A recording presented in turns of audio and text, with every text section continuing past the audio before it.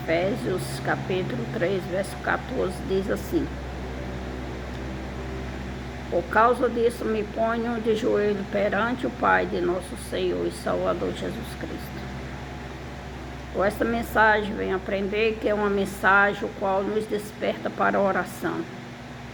É uma mensagem o qual o apóstolo Paulo aqui, direcionado pelo Espírito Santo de Deus, coloca em disposição algo que a igreja tem que orar, tem que clamar, tem que pedir. Que mediante o que o cristão vive no dia a dia, é necessário ter uma vida de oração, uma vida de propósito para com Deus. E se temos um propósito para com Deus, temos que ter uma vida de oração. Quando ele diz aqui, por causa disso, me ponho de joelho perante o Pai de nosso Senhor e Salvador Jesus Cristo. Aqui ele vai colocar uma causa diante de Deus e nesta causa ele vai clamar ao Senhor. E nesta causa ele especifica qual é a causa. Ele ainda diz assim, da qual toda a família nos céus e na terra toma o nome. Então ele fala de uma família de Deus, que é uma igreja triunfante, de um corpo de Cristo, né? Uma igreja militante. Então vamos entender e compreender que aqui ele tinha um propósito de orar por todas as famílias nos céus e na terra, para que segundo a riqueza da sua glória vos conceda que sejais confirmados com poder pelo seu Espírito no homem interior. Aqui vamos entender e compreender que este homem de Deus, ele tinha uma afinidade, ele tinha um propósito de que a igreja viesse a orar. E qual seria a oração dele? A oração dele era para que toda a família na terra e nos céus compreendesse, fosse uma igreja triunfante, fosse uma igreja verdadeiramente que entendesse as riquezas da glória de Deus. Era uma igreja que verdadeiramente viesse ser fundamentada em Deus, viesse aprender de Deus a palavra da verdade, a palavra que liberta, uma palavra que transforma, uma palavra que dá vida. E é muito interessante porque quando vemos aqui, ele fala assim, para que segundo a riqueza da sua glória vos conceda que sejais confirmados com poder pelo seu Espírito no homem interior. Então a preocupação dele era que verdadeiramente o nosso interior vinha ser preenchido, firmado com o poder de Deus, com a graça de Deus, para que Cristo habite pela fé no vosso coração, a fim de estando alicerçados e fundados em amor. Então, nós vamos entender e compreender que aqui ele queria que verdadeiramente nós viesse habitar com Cristo, que nós viesse verdadeiramente habitar pela fé no coração, a fim de verdadeiramente estarmos firmados, alicerçados no Evangelho de Cristo, no amor de Cristo. E ele ainda especifica o porquê e para que de tudo isso. Por desde perfeitamente compreender com todos os santos qual seja a largura e o comprimento, e a largura e a profundidade. Já pensou que nós não conseguimos isso normalmente? Isso nós não conseguimos comprar, isso nós não conseguimos conquistar naturalmente nessa terra. Para nós entendermos, né, o que verdadeiramente a palavra de Deus aqui nos explica, que ele quer que nós compreenda, que todos os santos compreendam qual seja a largura e o comprimento, a altura e a profundidade do amor de Cristo Jesus. E para verdadeiramente nós virmos compreender essas dimensões, verdadeiramente, tem que ser através da oração. Então aqui ele já orava por todas as famílias, para que cada um no seu interior viesse ser confirmado com a perfeição desse evangelho, que a cada um viesse entender o amor de Cristo através desse evangelho, e que viesse verdadeiramente, né, ser enraizado neste evangelho. E ele ainda diz assim, conhecer o amor de Cristo que excede todo entendimento. O amor de Cristo excede todo o entendimento, porque é através do amor de Cristo em nossas vidas, para nossas vidas, que nós venhamos entender e compreender quem é o Senhor, como o Senhor é e qual é o propósito de Deus para nossas vidas. Entendermos quem Ele é, sermos cheios do Seu Espírito e vivermos verdadeiramente na plenitude de Deus. Ora, aquele que é poderoso para fazer tudo muito mais abundantemente além daquilo que pedimos ou pensamos, segundo o seu poder, em que nós opera. Se nós temos uma vida de oração, se nós verdadeiramente somos alicerçados na palavra de Deus, se verdadeiramente nós somos firmados, alicerçados no amor de Cristo, verdadeiramente nós vamos ter dele, receber dele, além, muito além, porque ele diz assim, muito mais abundantemente além daquilo que pedimos ou pensamos, segundo o poder que nós opera. Quando ele fala de poder que nós opera, esse poder é o evangelho dele, é a palavra dele. Porque esse verdadeiramente é o poder de Deus em nossas vidas. É a palavra de Deus em nós. É nós conhecermos este evangelho, as escrituras sagradas, a palavra vinda de Deus, E mediante tudo isso nós vamos receber além. Em que sentido? Em todos os sentidos. Principalmente na esfera espiritual. Um homem de oração, uma mulher de oração, verdadeiramente, e ele vive uma vida, o qual ele recebe de Deus, ela recebe de Deus graça, misericórdia, recebe de Deus definições daquilo que Deus tem para entregar, como seu amor, seu perdão, livramento, plenitude, paz, sabedoria, conhecimento, entendimento, força, domínio próprio, vigilância, temperança, prudência. Isso tudo é adquirido de Deus para um homem e uma mulher que vivem em comunhão com Deus. E a única maneira de vivermos em comunhão com Deus é através da oração. Então, queremos ser uma igreja verdadeiramente viva, uma igreja verdadeiramente poderosa, uma igreja verdadeiramente em crescimento, temos que verdadeiramente ter uma vida de oração. Muitos se perguntam por que hoje nós não vemos os milagres que antes nós via, ou que muitos nos falam, ou que a Bíblia Sagrada nos mostra. Porque quando nós vamos ver todo o milagre acontecendo, fosse no ministério de Jesus, ele vivia uma vida de oração para com Deus.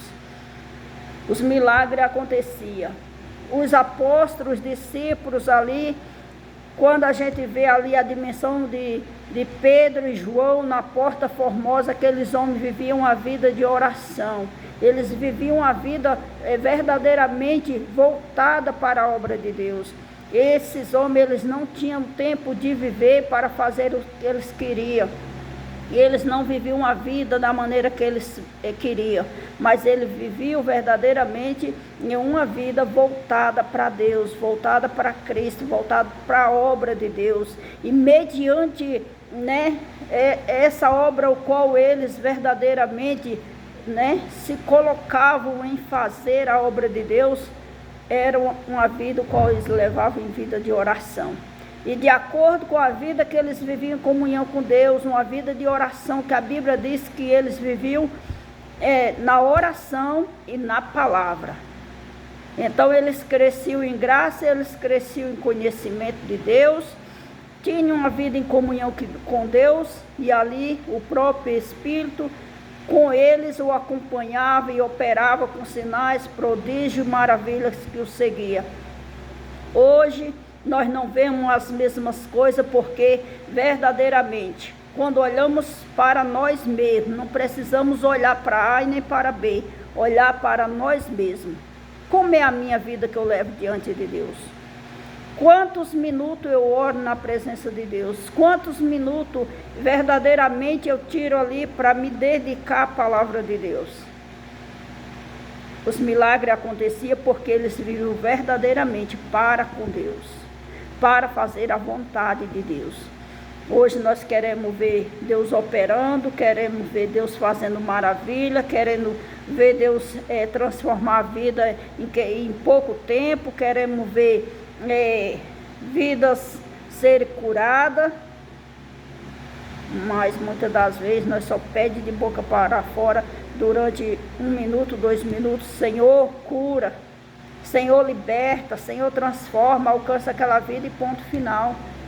Não, igreja, vida de oração é tempo diante de Deus, é tempo o qual você se dedica na presença de Deus. Então, se hoje não acontece o que muitas das vezes nós queremos e gostaria de ver que acontecesse, verdadeiramente é necessário voltarmos para o joelho no chão, o joelho dobrado e comunhão com os céus, comunhão com Deus, o qual está no controle de todas as coisas, o qual tem poder para curar, para libertar, para perdoar, para santificar, para dar vista a cegos, né? Hoje, muitas das vezes, nós queremos ver um paralítico levantado uma cadeira de roda, mas nós não buscamos em Cristo que a maioria dos milagres que nós podíamos pedir para Deus era para que Deus viesse, né, dar visão a esta geração nos dias de hoje. Uma geração que se levanta, uma geração que muitas das vezes diz que é de Cristo, uma geração que congrega, que é batizado, que faz parte da mesa da ceia de Cristo, mas a maioria estão precisando verdadeiramente de visão espiritual. Então é necessário nós orarmos, pedirmos para que o Senhor venha dar visão aos cegos no meio desta geração, no dia de hoje. Uma geração qual está cega espiritualmente, que não quer entender e nem compreender a vontade de Deus para com as nossas vidas. Entender qual é o propósito maior de Deus para com as nossas vidas. Porque se estamos de pé, já é um milagre de Deus. Se estamos vivos, é um milagre de Deus. Mas se nós estamos vivos, nós temos que entender o propósito. Nós temos que entender qual é a vontade de Deus para conosco. Porque se Ele já nos abençoou com todas as bênçãos no lugar celestial, se Ele já nos elegeu como filho dEle, se Ele já nos predestinou para sermos verdadeiramente irrepreensíveis em viver no seu amor, verdadeiramente Ele quer que nós vivamos em uma vida em adorar o seu nome, engrandecer o seu nome, bendizer o seu nome, adorar somente a Ele e a mais nada. Muitas das vezes, quanto das vezes nós vemos uma sociedade, um povo que adora tudo que é coisas, adora tudo que é criatura, adora tudo que é feito por homens e não observa, não tenta refletir sobre a glória de Deus, o qual um Deus que diz que Ele não divide sua glória para com ninguém, Ele não divide a sua glória para com o homem. A esse nós temos que adorar, a um Deus vivo. Somente Ele é digno de nós adorarmos, só Ele é digno de receber a adoração, só Ele é digno de receber o verdadeiro louvor, só Ele é digno de receber a gratidão de cada um de nós. Nós venhamos entender e compreender a dimensão do amor de Deus, que nós venhamos verdadeiramente buscar entender qual é verdadeiramente a largura, o comprimento, a altura e os fundamentos, a profundidade deste amor, para que verdadeiramente nós venhamos ser vidas, o qual verdadeiramente estamos de passagem aqui nesta terra, mas no meio desta passagem que nós estamos passando, tem um propósito. E nesse propósito de Deus, há também obras a fazermos.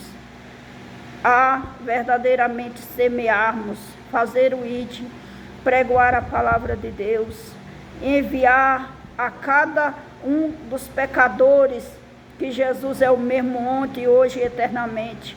Ele é um Deus que nos ama, Ele é um Deus que nos abraça, Ele é um Deus que nos perdoa, que nos purifica de todo pecado, que nos santifica e nos conduz para que verdadeiramente um dia possamos viver com Ele eternamente em glória. Nos céus com Ele, na presença dEle, uma eternidade, onde muitos acham que nós vamos ficar lá no céu só orando, só louvando. Não, Deus é um Deus grande, maravilhoso e santo. E nessa eternidade com Deus, com Ele em glória, vivendo eternamente, a cada dia eu e você vamos aprender sobre Deus, quem é Deus, como é que Ele é. A cada dia vamos estar aprendendo quem é Deus de verdade. É uma eternidade o qual Ele escolheu para os salvos, para os santos, para os redimidos. Que eu e você venhamos compartilhar desta graça, venhamos evangelizar com esta graça, venhamos ser fortalecidos por esta graça, que venhamos a cada dia pedir a Ele força, graça para nos ensinar a orar. Vivemos em dias que uma igreja se levanta na terra, é uma igreja que não sabe orar, é uma igreja que muitas das vezes lê um salmo todos os dias, mas não aprende a fazer uma oração diante de Deus. Porque quando eu vejo os salmos ali verdadeiramente, cânticos, são verdadeiramente orações para com Deus. Quantos que a gente não encontra no dia a dia, que diz desse jeito, todo dia, quando eu me levanto, antes de eu sair, eu leio uns salmos. Mas você vai ver aquela vida, até então não aprendeu a orar, não aprendeu a falar com Deus. Então é momento de verdadeiramente nós fazermos como os discípulos de Jesus, diante dele, ali junto com ele, diz: Senhor, nos ensina a orar. E ali ele vem com aquela oração maravilhosa, a oração dominical, a oração do Pai Nosso, ensinando para os discípulos. Nós temos que verdadeiramente aprender a falar com Deus, a orar, a clamar, a rogar, a interceder, porque é algo assim tremendo diante de Deus, é a oração. É algo qual eu não falo para com o homem, eu não falo para com multidão, eu não falo para com o meu líder espiritual, mas eu falo diretamente com Deus, com o trono da glória, ali diante do Espírito Santo. Isto é orar, isto é falar com Deus, a oração. Então venhamos se despertar a cada dia, vamos pedir graça ao Senhor, vamos pedir que o Senhor venha a cada dia nos ensinar a orar, a clamar, a pedir, a rogar, ensinar-nos a ser grato a Ele por tudo que Ele tem feito, pela dimensão do que Ele tem nos ensinado. E aqueles que querem aprender do Senhor, busquem verdadeiramente em oração, que o Senhor é poderoso para dar, o Senhor é poderoso para entregar sabedoria, conhecimento, força, graça, salvação. Que Jesus possa abençoar nossas vidas cada dia. E ele finaliza assim dizendo: a esse glória na igreja, para com Cristo Jesus, em todas as gerações, para com todo o sempre. Amém.